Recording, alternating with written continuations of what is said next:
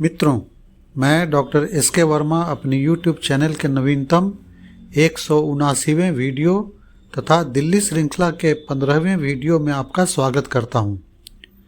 दिल्ली के इतिहास के 7वें अंक में आज मैं आपको दिल्ली के नाम के इतिहास से परिचय करवाता हूं।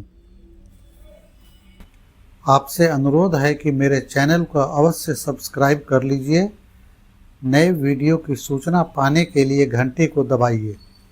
मेरा यह वीडियो अगर अच्छा लगे तो कृपया लाइक और अपने मित्रों को शेयर कीजिए और अपने विचारों को कमेंट बॉक्स में अवश्य लिखिए। मेरे अधिकांश मित्र इस बात को जानते होंगे कि दिल्ली का नाम दिल्ली कैसे पड़ा।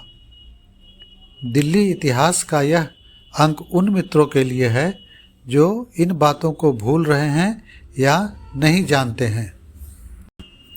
मित्रों, आपको पता है कि 7वीं शताब्दी तक भारत का शासन दिल्ली के बाहर से नियंत्रित होता था। मौर्य काल में बिहार के राजगृह तथा पाटलिपुत्र तथा गुप्त काल में पाटलिपुत्र करीब 900 वर्षों तक भारत की राजधानी थी। उस समय तक दिल्ली एक छोटा नगर रहा होगा। तोमर राजपूत वंश के समय से अर्थात 8वीं शताब्दी से आज तक भारत का शासन दिल्ली से नियंत्रित होता रहा है। एक मान्यता के अनुसार 50 ईस्वी पूर्व में ढिल्लू या दिलू नाम के एक राजा थे, जिन्होंने अपने नाम पर एक शहर बसाया था और इसे अपना नाम दिया।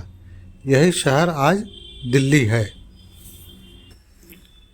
एक अन्य दंतकथा के अनुसार तोमर राजाओं ने इसका नाम ढीली रखा, जो प्राकृत भाषा का शब्द है जिसे हम लोग आज भी व्यवहार करते हैं, जिसका अर्थ होता है हिलता हुआ। उस समय लौह स्तंभ, जिसका वर्णन मैंने पिछले वीडियो में किया था, वह जमीन में ढीली गड़ी हुई थी और हिलती थी। इसलिए इस शहर का नाम अपभ्रंश होते होते दिल्ली बन गया।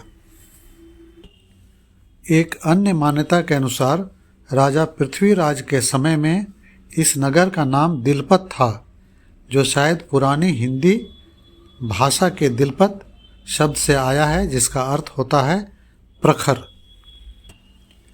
कुछ विद्वानों के अनुसार तोमर शासकों के समय सिक्कों का नाम देहलीवाल था। उसी देहलीवाल सिक्कों के नाम पर शायद नगर का नाम दिल्ली पड़ा। भविष्य पुराण के अनुसार इंद्रप्रस्थ के राजा पृथ्वी राजा ने दिल्ली के वर्तमान पुराना किला के स्थान पर अपने राज्य के 4 वर्णों के प्रजाजनों के लिए एक नया किला बनवाया। उस किले के बड़े दरवाजे का नाम देहली रखा। कुछ विद्वानों का मानना है कि इस शहर का नाम देहरी शब्द से पड़ा। मध्य शताब्दी के हिंदी में देहरी का अर्थ दरवाज़ा होता था। वह दरवाज़ा जो उत्तर भारत के उपजाऊ गंगा जमुना क्षेत्र में जाने के लिए था। बिहार राज्य में सोन नदी पर सासाराम के पास डेहरी ऑन सोन नाम का एक स्थान है, जिसका अर्थ होता है सोन नदी पर दरवाज़ा। मुझे अभी भी याद है कि 50-60 वर्ष पूर्व मेरे घर के प्रवेश द्वार को डेहरी या देवरिया कहा जाता था।